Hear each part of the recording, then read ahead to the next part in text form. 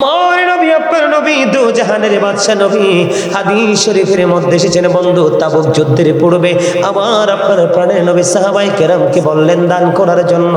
এই দানের খবর যখন শুনতে পাইলেন হযরত ওমরের মনের মধ্যে একটা প্রেমের ধোলা লাগলো। কেমন ধোলা? হযরত ওমর তিনি মনে মনে চিন্তা করে আমার জীবনে কোনোদিন আমি আবু বকরকে কোনো ক্ষেত্রে হারাতে পারিনি। আমার কাছে ভালো সম্পদ আছে, ভালো মাল আছে, আমার কাছে ভালো দৌলত আছে, আমি এটা দানের মাধ্যমে আমি আবু বকরকে হারিয়ে দিব। জোরে জোরে বলুন সুবহানাল্লাহ।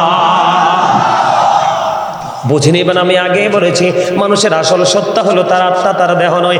আপনার দেহের দিকে আমি তাকাবো না, আমি তাকাইবো আপনার মানসিকতার দিকে, আর আপনার মানসিকতার উত্তর পাবো আমি আপনার দুটো চোখ দেখে। কথা বলে না কেন? মানুষের চোখ দুটো মানুষের মনের ভাব প্রকাশ করে, কথা কয় না কেন? যারা বোকা তারা কথা বললেও বোঝে না, যারা ভেরি ইন্টেলিজেন্ট ভেরি ক্লেভার ওরা কিন্তু দৃষ্টি শক্তি দেখলেই বুঝতে পারে তার মনে কি চলে। কথা কয় না কেন? বন্ধু এবার আপনারা দেখেন সাহাবায়ে কেরাম আমার রাসূলকে কত ভালোবাসতেন। বন্ধুরে আমার নবীজি বললেন তোমরা দান করো, তোমরা দান করো, তোমরা দান করো। এবার হযরত ওমর মনে মনে চিন্তা করলেন অবিলাসের পাড়ের আমার ভাই আমার বাবা গো, আমার মা আমার বোনদেরকে ডেকে ডেকে বলছি হৃদয়ের জানালা খুলে তোমরা সবাই শোনো। আমার নবী আপনার নবী দো জাহানের বাদশা নবী তিনি যখন বললেন হযরত ওমর মনে মনে চিন্তা করলেন আমার জীবনে কোনোদিন আমি আবু বকরকে হারাতে পারিনি, আমি কোনোদিন আবু বকরকে টপকে আমি অগ্রগামী হতে পারিনি। আমার কাছে ভালো দৌলত আছে, ভালো মাল আছে, আমি আজকে কি করব? আমি আজকে এই মাল দানের মাধ্যমে আমি আজকে আবু বকরকে হারিয়ে দিব। বন্ধু আবু ওমরের মধ্যে আমার নবীর যে বক্তব্য, নবীর প্রতি শ্রদ্ধা, নবীর ভালোবাসার কম্পিটিশন শুরু হয়ে গেল। যেমন কাজ বন্ধু, যেমন বক্তব্য তেমন কাজ শুরু হয়ে গেল। হযরত ওমরের মালগুলো নিয়ে নবীজির কাছে আসলো। নবীজির কাছে আসতে দেরি এবার আমার নবীজি প্রশ্ন করলো ওমর, ওমর রে তুমি কতটুকু এনেছো ইয়া রাসূলুল্লাহ? আমার যতটুকু মাল ছিল গো নবী আমি এর মধ্য থেকে অর্ধেক নিয়ে এসেছি, তোমার ফ্যামিলির জন্য তুমি কে রেখেছো? এবার ওমর একটা ডাক দিয়ে বললেন ইয়া রাসূলুল্লাহ আমি আমার ফ্যামিলির জন্য আর অর্ধাংশ রেখে এসেছি। যাও যাও যাও ওমর চলে যাও। এবার আবু বকর আসলো। আবু বকর ইয়া রাসূলুল্লাহ আমার সম্পদ যা ছিল আমি সব নিয়ে আপনার কাছে চলে এসেছি গো নবী। আমার নবীজি একটা ডাক দিয়ে বললেন রে আবু বকর তুমি তোমার ফ্যামিলির জন্য কি রেখে এসেছো? এবার আবু বকর একটা ডাক দিয়ে বললেন ইয়া রাসূলুল্লাহ ইয়া হাবিবাল্লাহ নবী গো, ও প্রাণের নবী আমার যা ছিল আমি সব নিয়ে এসেছি গো নবী, আমার ফ্যামিলির জন্য রেখে এসেছি আমার আল্লাহ এবং আমার আল্লাহর প্রিয় রাসূলকে। কে জিতলো? এই তো ওয়াজে মন আছে, জিততে গেছে তো আপনার সুতরা। Thank you. আমি এভাবে ওয়াজ করবো, হুট করে প্রশ্ন করবো, উত্তর দিতে পারবেন যে আমি মনে করবো তারই খোশ নসিব। জিতলো কে? আবু বকর জিতেছে। বন্ধু ওমরের প্রেমকেও ছোট করে দেখার সুযোগ নাই। এবার ডাক দিয়ে বললেন আবু বকরের সম্পদ আমার যত উপকার করেছে, তার মানে ইসলামের যত উপকার করেছে আর কোনো কিছু এত উপকার করতে পারেনি। এবার বন্ধু আবু বকর চোখের পানিগুলো ছেড়ে দিয়ে বললেন ইয়া রাসূলুল্লাহ ইয়া হাবিবাল্লাহ নবী গো, আমার সম্পদ নয়, আমার সম্পদ নয়, আমার জান পর্যন্ত আপনার জন্য রেডি। জোরে জোরে বলুন না সুবহানাল্লাহ। আমরা সেই নবীর উম্মত, আমরা মুক্তি পেতে চাই, আমরা মুক্তি পেতে চাই, কিন্তু আমরা মুক্তি পাইতে পারি না, কারণ যেভাবে প্রেম করার কথা আমরা সেইভাবে বন্ধু প্রেম করতে পারি না। এই জন্য আমি আপনাদেরকে বলবো বন্ধু আবু বকর বলেছে আমার জীবন পর্যন্ত আমার নবীর জন্য প্রস্তুত। আমি আপনাদেরকে বলি আবু বকর আমার রাসূলকে কেমন করে বন্ধু ভালোবাসতেন, আমার নবীর প্রতি কত গভীর শ্রদ্ধা ছিল বন্ধু। হযরত আবু বকর সিদ্দিক রাদিয়াল্লাহু তাআলা নূর যেদিন হিজরতে যাবে আমার নবীজি, আমার রাসূল এসে আবু বকরের দরজা নাড়া দিল। কি দিল? দরজা যখন নাড়া দিল একটা বার ডাক নাড়া দিতে দেরি, একটা বার টোকা দিতে দেরি, আবু বকর দরজাটা খুলতে দেরি করলো না। আমার নবীজি একটা ডাক দিয়ে বলল, আবু বকর কেমন করিটা সম্ভব রে? এবার আবু বকর একটা ডাক দিয়ে বললেন, ইয়া রাসূলুল্লাহ, ইয়া হাবিবাল্লাহ, নবী, নবী গো, ও আমার প্রাণের নবী, যেদিন আমি শুনতে পেরেছি আমি হিজরতে আপনি নবীর সঙ্গী হব গো, সেদিন থেকে আমি বিছানায় পিঠ লাগাই নাই, আমি সর্বক্ষণ অপেক্ষায় ছিলাম কখন জানি রে প্রাণের নবীর ডাক আসে। জোরে জোরে কন্যা সুবহানাল্লাহ। বন্ধু, এত প্রেমের খবর, এত মজার খবর, আবু বকর হিজরতে যাবে এটার জন্য নিজেকে প্রস্তুত রেখেছে। আর আপনার গ্রামে মাহফিল হবে বন্ধু, বন্ধু মাইকিং করা হয়েছে, ডাকা হয়েছে, কিছু সময় বসে আলোচনা শুনবেন, আপনার সময় নাই। আপনি বলেন, আপনি কি মদিনাওয়ালা হতে পারছেন? আপনি কি মদিনাওয়ালা হতে পারছেন? আরো জোরে বলেন না, আরো জোরে। মদিনাওয়ালা হতে পারেন নাই? বন্ধু, কিছু সময় আলোচনা শুনবেন, এই সময় আপনি দিতে পারেননি। আপনি যদি কারোর জন্য সময় দিতে না পারেন, আপনি কারো কাছ থেকে সময় চাওয়া মূর্খতা ছাড়া আর কিছুই হতে পারে না। ঠিক কি না? আপনি যখন কারোর জন্য দিবেন সময়, অটো আপনার জন্য সময় বের হয়ে যাবে। কিন্তু আপনি যেখানে যার জন্য সময় দেওয়া প্রয়োজন, আপনি নিজে ব্যস্ততা দেখি আপনি সময় দিলেন না। কারণ আজকে আপনার সময়, আরেকদিন এমন একটা সিচুয়েশন তৈরি হবে, আপনার বন্ধু কারো না কারো প্রয়োজন হবে। এর মধ্যে সবচেয়ে বড় হলো মদিনাওয়ালা, যেটার সাথে কোনো কিছুর তুলনা করা যায় না। আজকে যদি নবীকে ভালোবেসে সময় দিতে না পারেন, আপনি ওপারে নবীর সুপারিশ আপনার নসিবে জুড়বে না। আপনার আল্লাহর কোর্টে যখন মামলা হবে আপনার বিরুদ্ধে, আপনার এই মামলা লড়ার জন্য ব্যারিস্টার হলো আপনার আমার প্রাণের নবী। জোরে কয় না সুবহানাল্লাহ? আরো জোরে বলেন। আমাদের এই দেশে যখন কোনো মামলা করা হয়, একজন নরমাল লয়ার কাছে গেলে বন্ধু কয় আমি পারবো না, আমার চেয়ে পাওয়ারফুল পারসন হলো ওইটা। কথা কয় না কেন? ওনার কাছে যাওয়ার পরে বন্ধু উনি বলবে না না, আমি এই পাওয়ার নেইনি, আমার চেয়ে পাওয়ারফুল হলো ওইটা। তার মানে বন্ধু সিলেট কি হয়ে গেল? সিলেট আদালতে এমন কোন লয়ার নাই যে আপনার পক্ষে লড়তে পারবে। সর্বশেষে আপনি চলে গেলেন হাইকোর্টে। কোন কোর্টে? কথা কয় না কেন? এখন হাইকোর্টে যদি দক্ষ লয়ার যদি আপনার বিরুদ্ধে আর্গুমেন্ট করার জন্য আপনি দাঁড় করিয়ে দিতে পারেন, অটোমেটিক্যালি বন্ধু আপনি হাজিরা না দিয়েও আপনি জামিন পাবেন। কারণ আপনি পাওয়ারফুল লয়ারের কাছে গিয়েছেন।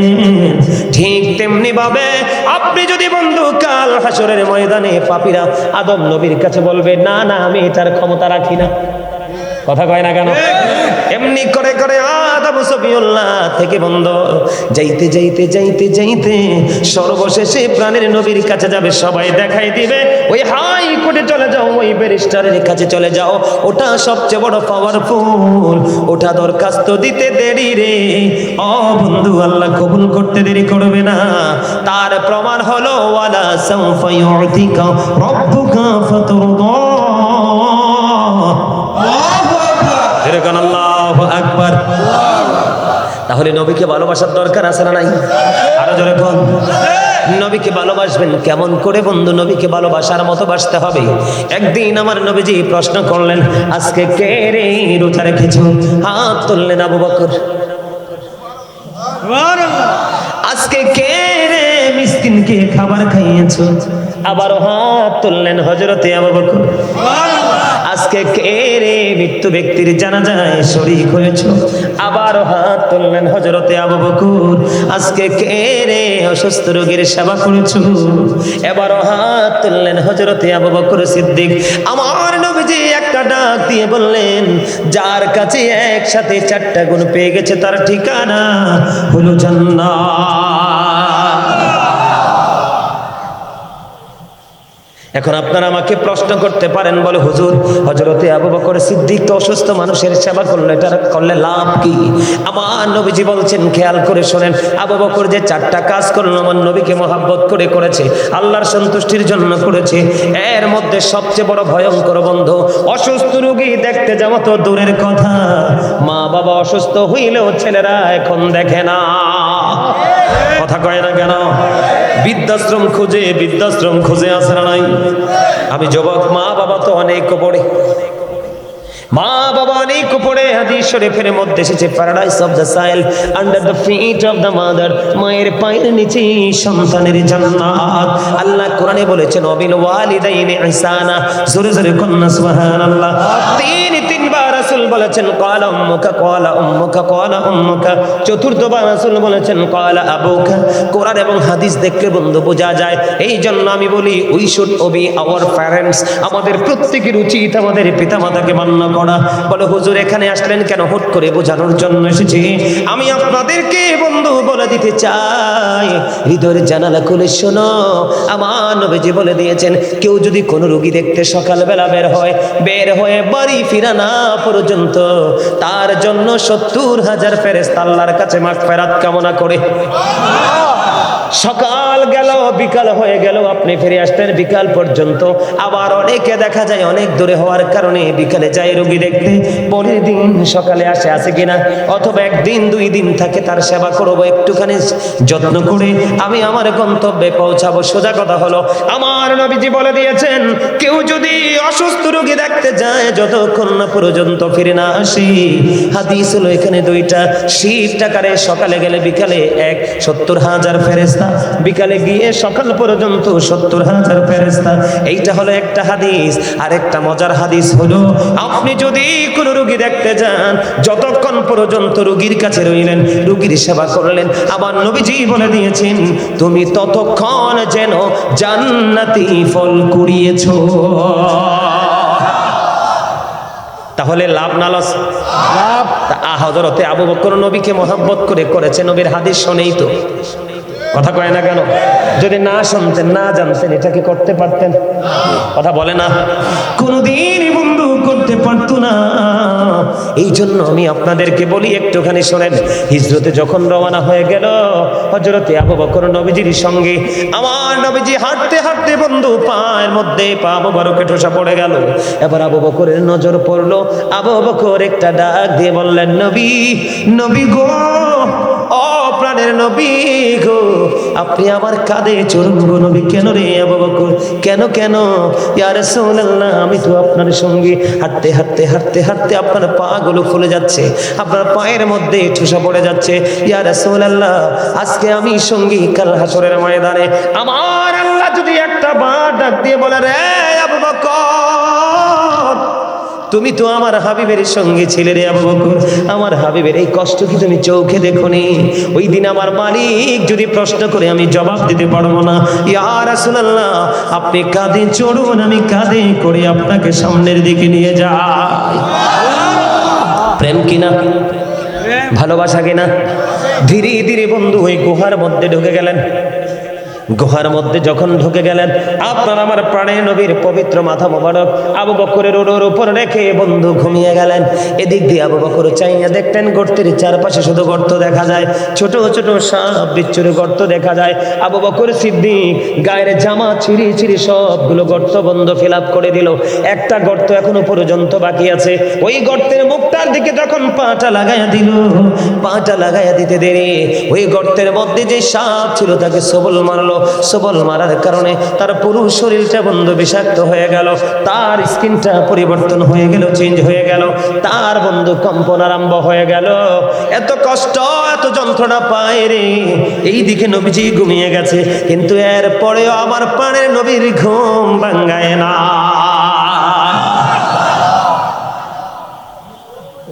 এখানে প্রেমের খবর আছে বন্ধু, রহস্যময় প্রেম একটা আছে, আমি আপনাদেরকে বলি।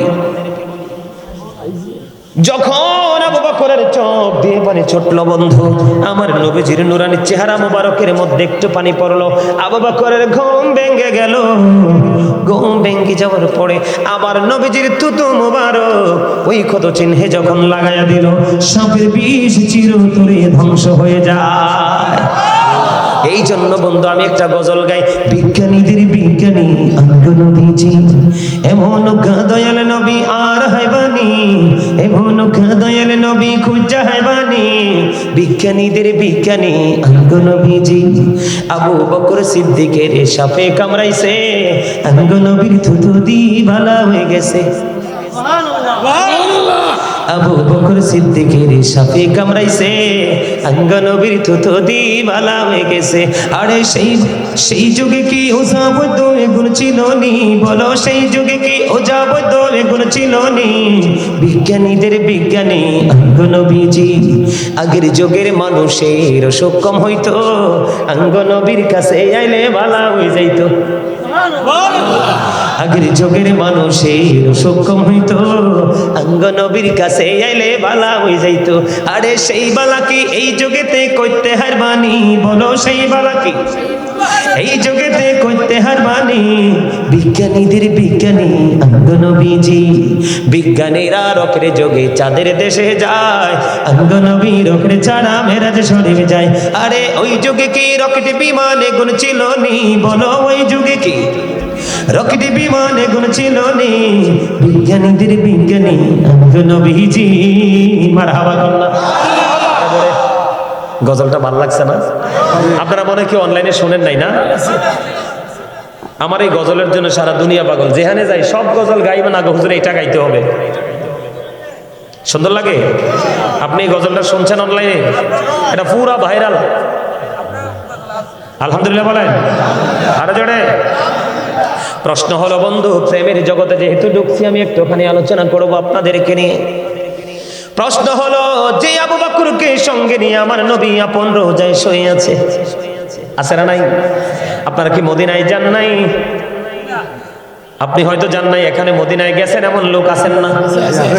মদিনায় যখন গিয়েছেন আপনি দেখেছেন আমার নবীর পাশে হযরত আবু বকর ওমর দুইজন আপন করে নিয়ে শুয়ে আছে, এবং কাল হাসরের দিন আমার নবীজি ওই দুইজনকে নিয়ে আমার নবীজি জান্নাতে যাবে।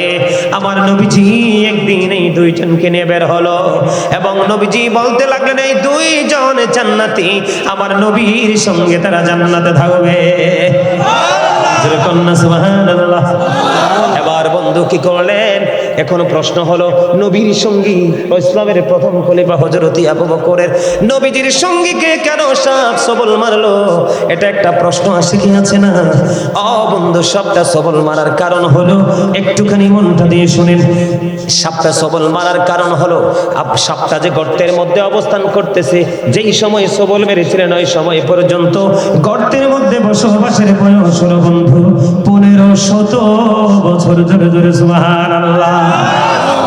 আবু বকরের পায়ে সবল দেওয়ার মানে হলো, আবু বকর তুমি পা সরাইয়া নাও, আমি 1500 বছর ধরে অপেক্ষা করছি রে, আমি আমার প্রাণের নবীর দিদারের আশায় পা সরাইয়া নাও, আমি প্রাণে পড়ে আমার প্রাণের নবীকে দেখব।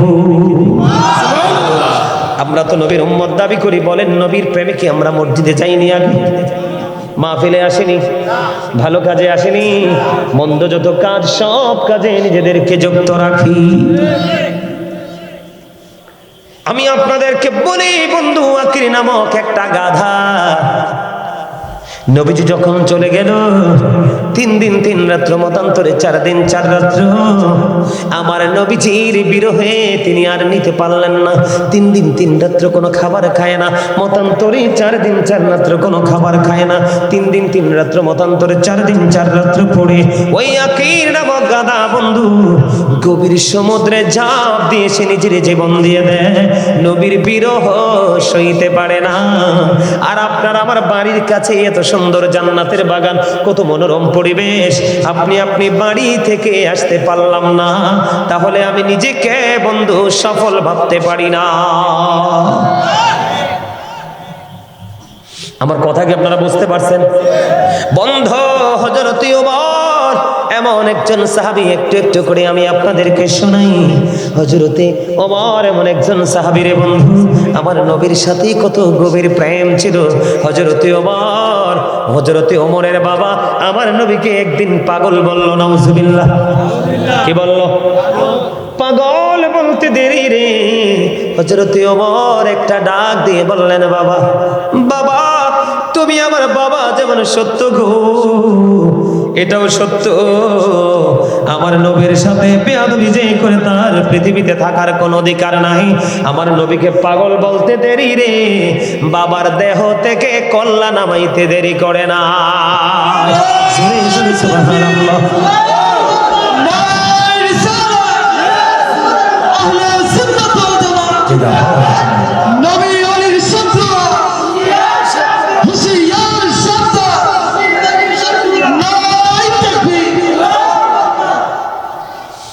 আমি আপনাদেরকে বন্ধু বলে দিতে চাই, একটু প্রাণ খুলে বন্ধু আলোচনাগুলো শুনুন। একদিন আমার নবীজি একজন বেঈমান এবং আরেকজন মুসলমানের ফয়সালা দিলেন। কি দিলেন? একজন বেঈমান কি, আরেকজন হলো মুসলমান, কিন্তু এটা নামের মুসলমান, কাজের না। ফয়সালা যখন দিলেন, নবীজি বিচার করলেন, বিচারের রায়টা চলে গেলেন বন্ধু বেঈমানের পাল্লায়। কার পাল্লায়? বেঈমানের পাল্লায় যখন চলে গেল, ও বন্ধু, তখন ওই মুনাফিক মার্কা মুসলমান সে মানতে নারাজ। নাউজুবিল্লাহ বলেন না কেন? না না না, আমি মুসলমান, ফয়সালা তো আমার দিকে আসার কথা, কিন্তু একজন বেঈমানের দিকে ফয়সালাটা গেল কেমন করে? মুনাফিক মার্কা মুসলমান মানতে পারলো না, এখন কি করবেন?